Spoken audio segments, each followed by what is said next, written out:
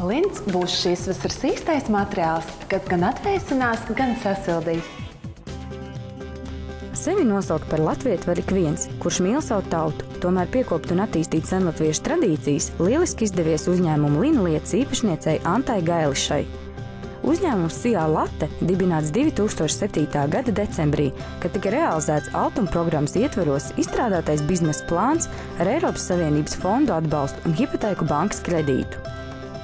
Galvenā uzņēmuma ideja un mērķis – piedāvāt plašāku preču klāstu no lina materiāla, gan audumus, gan šūtos izstrādājums, kā piemēram mājas tekstils, gultsveļa aizkara galdauti, no apģērbiem, kleites, šalles, blūzes, bikses un krekli, kā arī pirts lietas.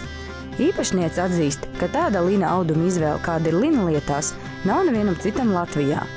Interesanti ir arī tas, ka uzņēmumā veiksmīgi darbojas māsas Anta un Dima, kuras ar prieku kvalitatīvi izpilda dažādus lina pasūtījumus. Abas kopā lieliska komanda ar daudzām idejām. Turklāt māsa Dima ir tautas daļamata meistara audēja un šuvēja ar 30 gadu stāžu. Pat laban aktuāli ir arī jāņu tērpu darināšana gan vīriešiem, gan sievietēm. Šī gada jaunums izšūt etnogrāfiski un tautiski lina krekli un blūzes. Speciālisti Anta aicina un iesaka pievērst uzmanību arī tam, kādus simbolus latvietis nesā un izmanto. Svarīgi noskaidrot, vai simbols ir atbilstoši personībai. Arī latviešu tradīcijas tiek piekoptas un saglabātas, jo pašas arī ikdienā nesā lina auduma tērpus.